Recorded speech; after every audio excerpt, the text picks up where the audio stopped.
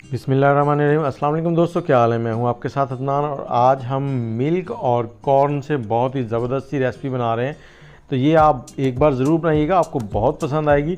इसके लिए हमने 1 गिलास कॉर्न लिए हैं, उनको हमने मीडियम फ्लेम पर 2 मिनट के लिए हीट अप कर लेना है। थोड़ा सा इनका जो नमी है उसको ख़त्म कर लेना है और उसके बाद हम इसमें 4 टेबलस्पून कुकिंग ऑयल डाल देंगे और इसके साथ ही हमने 1 चाय का चम्मच नमक डाल दिया इसके अंदर। इसको मिक्स कर देना है और 2 से 3 मिनट हमने इनको मीडियम फ्लेम पर पकाना है। और जैसे ही ये कॉर्न जो हैं वो चटकना शुरू होंगे, इसमें पॉपकॉर्न बनना शुरू हो जाएंगे, तो हम इसको ऊपर से कवर कर देंगे और आग का फ्लेम मीडियम ही रखेंगे। और ये देखें कॉर्न बनना शुरू हो गए। अच्छा, जैसे ही ये आपके आधे से ज़्यादा कॉर्न बन जाएं और उसके बाद आपने इसको एक बार शेक कर देना है, एक बार इसको हिला देना है। इस तरह से आपने एक ऊपर से इसको कवर को पकड़ के हिलाना है ताकि जो दाने हैं वो नीचे चले जाएं, कॉर्न ऊपर आ जाए, ताकि सब के सब जो है इस तरह से खिल जाएं। इनको अभी एक बाउल में डाल लेंगे। ये बहुत ही लाजवाब रेसिपी बनती है और इसके साथ ही आप चैनल को सब्सक्राइब कर लें और बेल का आइकन ज़रूर दबा लें और वीडियो को लाइक करना मत भूलिएगा। और ये पैन को हमने दोबारा चूल्हे पर रख लिया है। इसमें हम डालेंगे आधा गिलास चीनी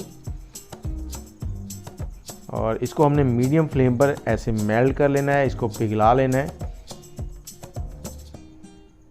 और जैसी चीनी पिघल जाएगी हम इसमें डाल देंगे बटर।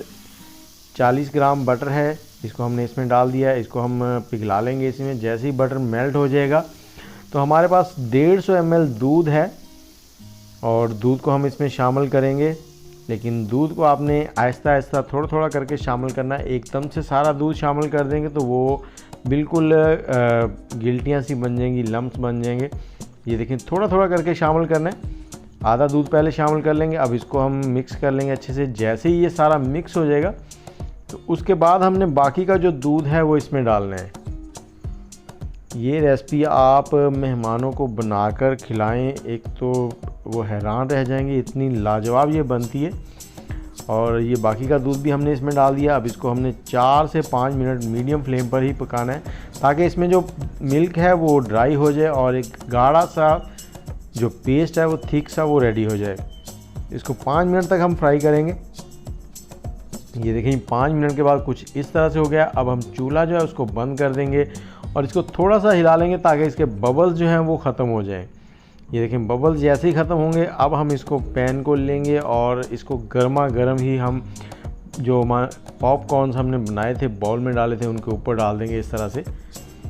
ये देखें बहुत ही ज़बरदस्त सी खुशबू आ रही है देसी घी की। और इनको मिक्स करेंगे। अब हल्के हाथों से मिक्स करना है